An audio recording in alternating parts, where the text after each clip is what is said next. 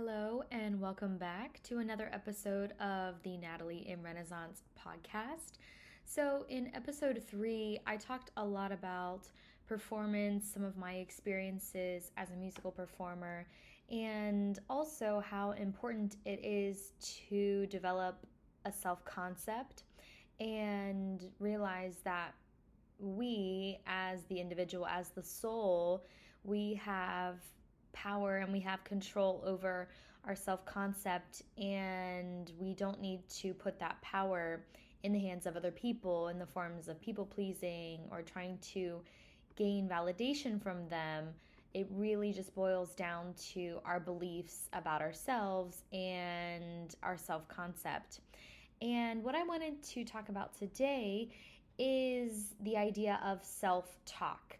Now, self-talk is something that I learned about at the beginning of the summer, and that's the way we talk to ourselves. Now, you may say, well, I don't really talk to myself, or I don't talk to myself out loud, but everyone does talk to themselves, and it could be something that you think about yourself, but it's really sending a message to yourself, the way you think about yourself. It's the way when maybe something doesn't go quite as you planned, or something happens, and it's your thoughts that immediately spring to mind from your subconscious mind.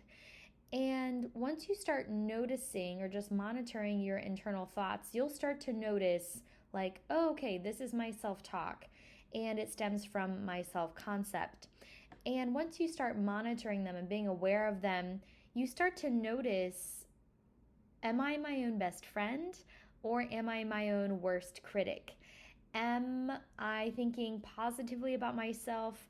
Do I have friendly, healthy thoughts about myself? Or are most of the thoughts I have about myself, I'm very hard on myself, I'm very negative, and things like that?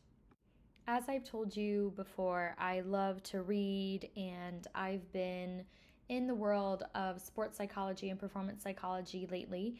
And I read this book by Shad, Helmstetter, called What to Say When You Talk to Yourself.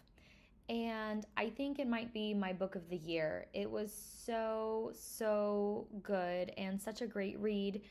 And of course, in talking about self-talk, he talks about the people who first spoke to us about us, and that could be parents, that could be teachers. And he was just saying, a lot of the words that come out of these people who work with children very closely, one of the most popular words can be don't. Don't do this, no, and just starting with a negative vocabulary.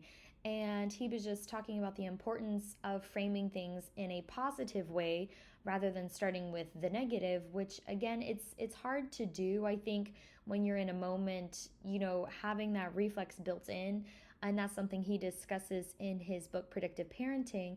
But what this means is that from a very early childhood age, we already have this very strong sense of the negative built in. And he even comments that over 2/3 of an average person's thought landscape is negative, which is pretty much 70%. And when you think of 70%, that is a very big number. But when you think about, as a child growing up, from teachers and parents, really thinking about the negative, focusing on what not to do, and then going into now, the world of media, of movies, of the news, where everything is just more and more negative, that kind of behavior is reinforcing these negative thought loops. So a thought loop is just like a neural pathway in the brain where if you think of something once, it's very brand new and the pathway is not very strong, but the more and more that pathway is reinforced, the stronger that neural pathway becomes, and the more prevalent your brain will be to use that. So it's almost like a hiking pathway where the more you take it, the more clear and the more well-kept, the more well-traveled that thought will be. And so the idea of self-talk really starts with just noticing, what current things am I saying? Did I inherit this from someone? Was this built in by certain people? And it doesn't have to be bad, right? I have wonderful parents, and my dad especially has always been someone who has said really positive things. And so I think a lot of the self-talk that I have has been very influenced by him. So self-talk, the programs that you have, it's just like an app that's been installed and downloaded. And a lot of the ones that we grew up with, weren't necessarily ones that we chose to do, but it was modeled in the environment that we grew up in or the people that we were around. And so recognizing your current landscape is the beginning.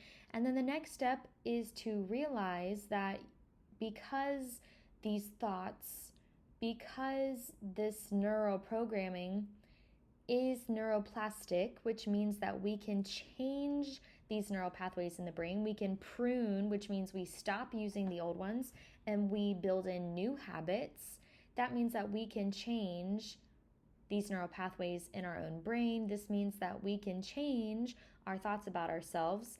And there's another great book that I also read that really dives into this because I am not a neuroscientist. I have a wonderful neuroscientist friend, but I'll leave the science to them. I just like to share what has been helpful for me. But there's another great book called Breaking the Habit of Being Yourself: How to Lose Your Mind and Create a New One by Joe Dispenza. And he talks a lot about pruning the synaptic connections and nurturing new ones. He talks about the emotional connection, the neurochemical impacts of thoughts that we have and how they're wired in to the body. And he also explains how this impacts our feeling of comfort and places that we're more comfortable with. I mean, it was just such a great read, but it goes back to the bottom baseline, which is that we have a mind. And because we have a mind, we can make choices not only about our external world, but also about our internal world. And one of my favorite things about being a teacher is working with adult students. And I have about 12 privately that come to see me every now and then. And then I also lead a group adult music class at my local university. And so many of them have had a prior negative experience in a piano lesson or learning music where someone told them a very strong statement about themselves, and a lot of them believed that statement, and it had to do with their ability, it had to do with their identity. And I love working with this clientele because they're at a point where they have nothing to lose. A lot of them have, done what their family wanted them to do, or they did the career path that was expected of them. And now it could be, they're close to retirement. It could be that they checked all the boxes that were given to them to be checked off, and now they're there for them. They have nothing to lose. They've already been told that they can't do it. And so I love to meet them at this time because really my only job and what I mostly focus on is growing their belief in themselves, changing the self-talk, saying, I can do this. And one of the things that we start off the class with is improv. And when I say that, that freaks so many people out. And even when I heard the word improv first, as a classical musician, I was thinking Mozart level, Clementi level, something with lots of ornamentation. And it was in my own warm-up time that I realized improv is just making up a sound. And that's exactly where we start. And we do something very structured, very simple, and then we build on that. And I'm constantly in class. We have like a 5-week period, a 10-week period.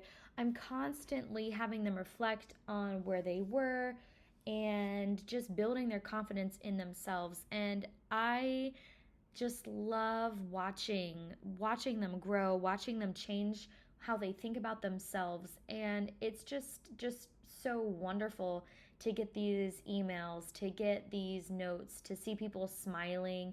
And in the testimonials I receive, there's always something about it's changing the way I think. And learning is not just learning is also unlearning the things that are not helpful. It's detaching from statements or environments or behaviors that are producing negative thought loops inside of us.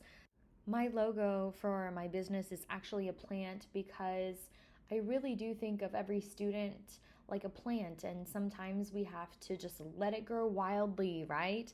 And then sometimes we have to trim back, and our minds, I think, are so much like that, where we want to focus on the thoughts that we do want to build and the thoughts that we do want to create. The positive pathways in the brain, we really want to think about them a lot because we will use them a lot more.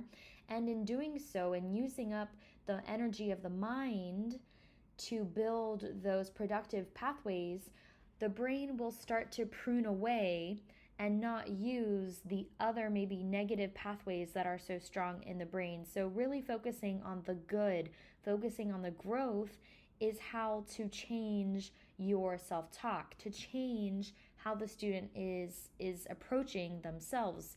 And the self-talk is so important because so many students say, well, I can't do this.